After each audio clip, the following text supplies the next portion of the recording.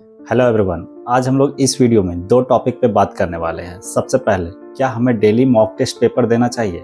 Second, किन बच्चों को आसमान और अरुण का टेस्ट पेपर सॉल्व करनी चाहिए। जो बच्चे अरुण और आसमान को समझ नहीं पाए हैं उनके लिए मैं थोड़ा सा हिंट दे देता हूँ। अरुण वही कोचिंग है जो कोटा में सबसे ज़्यादा फेमस है। जिनके बच्चे अरुण में तो पढ़ते ही हैं, साथ में आसमान में पढ़ते हैं और साथ ही साथ 5 एक्स्ट्रा कोचिंग में पढ़ के वो टॉप करते हैं। तो अगर आपको भी टॉप करना है, AIR1 चाहिए, तो आप भी 5 कोचिंग में पढ़ो। अब भी जाओ और अपनी मदर फादर से बात करो कि मम्मी मुझे भी 5 कोचिंग में पढ़नी होगी अगर आप चाहते हो कि मैं रैंक 1 लाऊं तो। अरे भाई सच में मत चले जाना, मैं मजाक कर रहा था।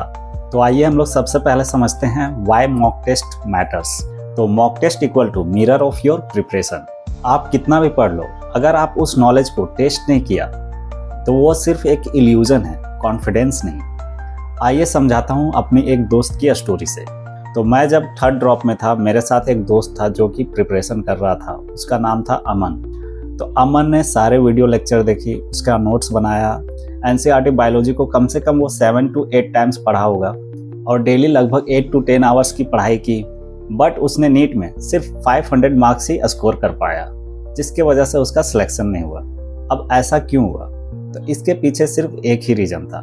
उसने मुझसे पूछा कि भाई क्या वो रीज़न था? मैंने तुम्हारे साथ पढ़ाई की, तुम्हारे जैसा मेहनत की, बट मेरी क्या वो मिस्टेक थी जिसके वजह से मेरा सिलेक्शन नहीं हुआ और तुम एक गवर्नमेंट मेडिकल कॉलेज में पढ़ रहे हो? तो मैंने उसे सिर्फ एक बात बताई, भाई तूने मॉक टेस्ट नहीं दी, तूने मेरे साथ पूरा एफर्ट की, मेरे साथ 10 आवर्स की पढ़ाई की, मेरे साथ चैलेंजेस लिए, बट एक चीज़ तुम्हारे से मिस्टेक हो गई, वो है मॉक टेस्ट नहीं देना। अब मैं उससे पूछा कि भाई तू मॉक टेस्ट क्यों नहीं देता था? तो उसका सिर्फ एक ही आंसर था कि भाई मैं सोचता रह गया कि मैं जब तक पूरा सिलेबस को अच्छे से कंप्लीट नहीं कर लूँ 2-3 बार, तब तक मैं मॉक टेस्ट को नहीं दूंगा। वो सोच रहा था कि मैं परफेक्टली हर एक टॉपिक को कंप्लीट कर लूंगा, उसके बाद मैं मॉक टेस्ट दूंगा। बट यहीं पे उसकी सबसे बड़ी भूल हो गई, जिसको आपको अवॉइड करनी है, तभी आप नीट में सिलेक्शन ले पाओगे। सो मेरे दोस्त को इस वजह से उसको 1 ईयर का ड्रॉप लेना पड़ा और नेक्स्ट साल उसने मेहनत भी की, मॉक टेस्ट भी दिया, उसका एनालिसिस भी किया और अल्टीमेटली वो नेक्स्ट ईयर एक गवर्नमेंट मेडिकल कॉलेज में वो भी पहुंच गया। तो मॉक टेस्ट देना क्यों जरूरी है? तो वो तुम्हारी वीकनेस को हाईलाइट करती है और मोस्ट इम्पॉर्टेंट, वो तुम्हें एग्जाम टेम्परामेंट को सिखाती है। Because NEET is not just about knowledge, it's about performance under pressure. तो अब हम लोग आते हैं क्वेश्चन नंबर 1 पे, क्या हमें डेली मॉक टेस्ट पेपर देनी चाहिए? कैटेगरी नंबर 1, जिनका मार्क्स 300 से लेकर के 450 तक आ रहे होंगे। कैटेगरी नंबर 2, जिनका मार्क्स 450 से लेकर के 600 तक के बीच में आ रहे होंगे। कैटेगरी नंबर 3, जिनका मार्क्स 600 प्लस आ रहे होंगे। तो 600 प्लस जिन भी बच्चों का आ रहा है, मैं उनको बोलूँगा कि भाई अगर आपका 600 प्लस आ रहा है देन आप डेली टेस्ट पेपर दो और कोशिश करो उसका एनालिसिस करने की, अपनी वीक पॉइंट्स को ढूंढने की।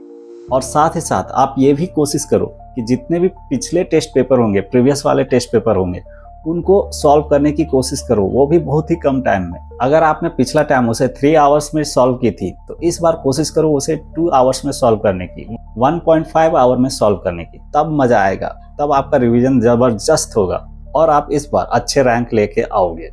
अब आते हैं हम लोग कैटेगरी नंबर 2 वाले बच्चे पे, जिनका मार्क्स 450 से लेकर के 600 के बीच में आ रहे हैं। तो भाई कम से कम आपको वीक में 2 टेस्ट पेपर देने हैं और अगर आप मैक्सिमम देना चाहते हो तो 3 टेस्ट पेपर देने हैं। इससे ज़्यादा आपको टेस्ट पेपर नहीं देने हैं। और आपको भी जितने भी प्रीवियस टेस्ट पेपर होंगे उसको कोशिश करो सॉल्व करने की 2 आवर्स में, 1.5 आवर्स में। देन आप भी नीट 2025 में सिलेक्शन ले पाओगे। अब आते हैं हम लोग कैटेगरी नंबर 1 वाले बच्चे, जो कि सबसे ज़्यादा परेशान रहते हैं इस वक्त। उनको पता नहीं होता कि अभी क्या करना है, क्योंकि वो शुरुआत से किसी से पर्सनली टच में नहीं रहते हैं, किसी से गाइडेंस उनको नहीं मिलता है, कोई टीचर्स उनको समझाने को तैयार नहीं रहता है। ये बच्चे थोड़े एवरेज होते हैं पढ़ने में, तो इन पे टीचर्स फोकस नहीं करते हैं, जिसके वजह से ये बच्चे परेशान हो जाते हैं लास्ट में और फ्रस्ट्रेटेड हो जाते हैं। तो भाई आपको टेंशन नहीं लेनी है, आप मेरे से पर्सनली कनेक्ट हो सकते हो। अगर आप चाहते हो तो कमेंट में लिख देना बस आप। और अब बात रह गई कि आपको कितने मॉक टेस्ट पेपर देनी चाहिए अभी।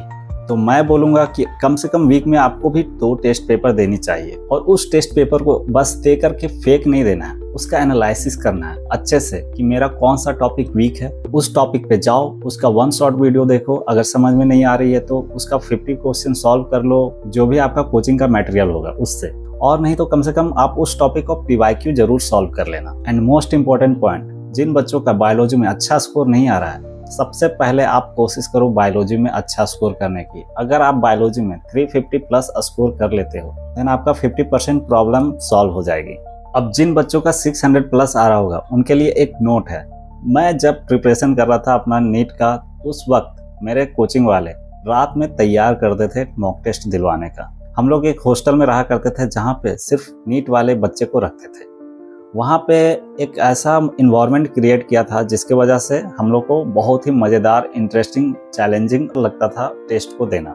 तो एक होती थी सरप्राइज टेस्ट। तो अभी तक आपने AITS के बारे में सुना होगा, मॉक टेस्ट के बारे में सुना होगा, PW का टेस्ट के बारे में सुना होगा, बट आपने एक टेस्ट के बारे में अभी तक नहीं सुना होगा, वो है सरप्राइज टेस्ट। अब ये क्या बोला है, तो इसका एक इंटरेस्टिंग कहानी मैं बताता हूँ। मैं एक रात अपने हॉस्टल में सो रहा था और तभी एक बेल बजती है। उसके बाद सारे बच्चे दौड़ने लगते हैं कि भाई आज एक टेस्ट है, एक टेस्ट है। अब मैं सोच रहा हूँ वो कौन सी टेस्ट है। तब मुझे पता चलती है कि भाई आज के दिन एक सरप्राइज टेस्ट है जो कि हमारे कोचिंग वाले ने रखी थी। अब वो ऐसा क्यों करते थे, तो इसके पीछे एक ही रीज़न है, आपको मेंटली प्रिपेयर करते थे कि आप इस टेम्परामेंट में भी क्वेश्चन को सॉल्व कर पाते हो कि नहीं। आपको टॉर्चर करते थे। जैसे एक आर्मी का ट्रेनिंग होता है वैसे ही हम लोग को प्रिपेयर किया जाता था, जिसके वजह से ये थोड़ा चैलेंजिंग था, थोड़ा टफ था, बट मज़ेदार भी था। तो रात को कभी 11 बजे टेस्ट होती थी, कभी 12 बजे से टेस्ट स्टार्ट होती थी, उसके बाद 3 आवर्स तक चलती थी। और फिर हम लोग 3 आवर्स टेस्ट देने के बाद फिर उसका आंसर की मिलाते थे, क्योंकि उसका आंसर के साथ ही साथ हम लोग को दिए जाते थे, जो कि बहुत ही ज़्यादा इंटरेस्टिंग बना देते थे वहाँ का इन्वायरमेंट को। और यहाँ तक नहीं, इसके अगले दिन हम लोग का फिर से टेस्ट ली जाती थी। हाँ, लेकिन वो टेस्ट पेपर रात में नहीं ली जाती थी, वो टेस्ट पेपर शाम को 2 बजे से ली जाती थी, क्योंकि हम लोग का नीट एग्जाम 2 बजे से स्टार्ट होती है। सो मैं इस स्टोरी को इसलिए सुनाया, जिन बच्चे का 600 प्लस आ रहा है वो बच्चे इस चीज़ को ट्राई कर सकते हैं। तो आप मेंटली बहुत ही अच्छा से प्रिपेयर्ड हो जाओगे किसी भी प्रॉब्लम को सॉल्व करने के लिए। अब आते हैं हम लोग इस वीडियो के क्वेश्चन नंबर 2 पे। तो किन बच्चों को आसमान और अरुण का टेस्ट पेपर सॉल्व करनी चाहिए?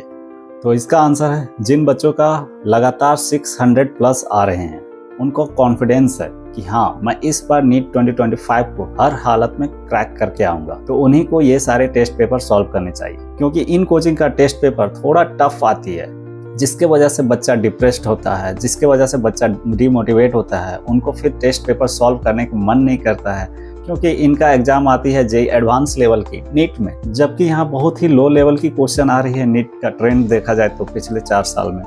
तो अगर आपका मार्क्स 300 से लेकर के 450 के बीच में लाई कर रहा है, तो आपको इन सारे कोचिंगों का टेस्ट पेपर नहीं सॉल्व करना है, वरना आप बहुत ही डिप्रेस्ड फील करोगे। आपका आएगा 150 मार्क्स, 200 मार्क्स, और फिर आप डिमोटिवेटेड फील करोगे।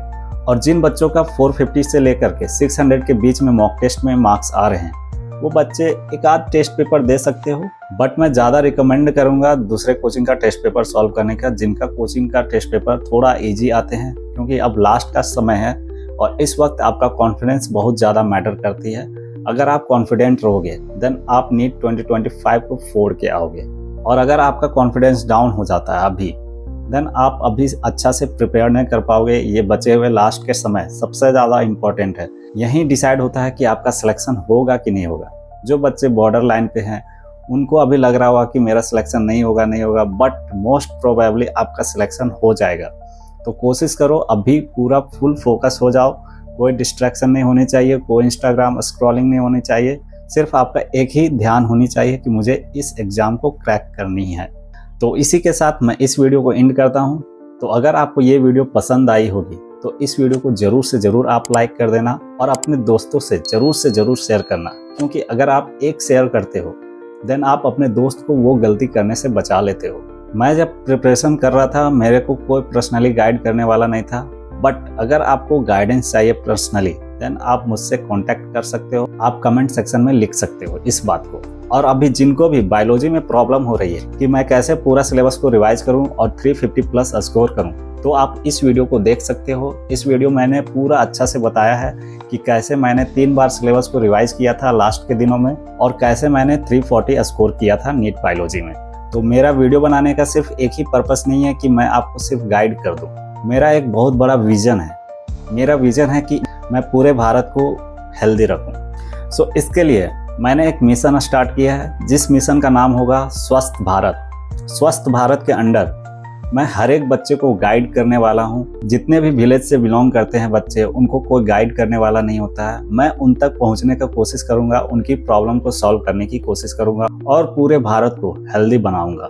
सो मिलते हैं नेक्स्ट वीडियो में, तब तक के लिए जय हिंद, जय भारत।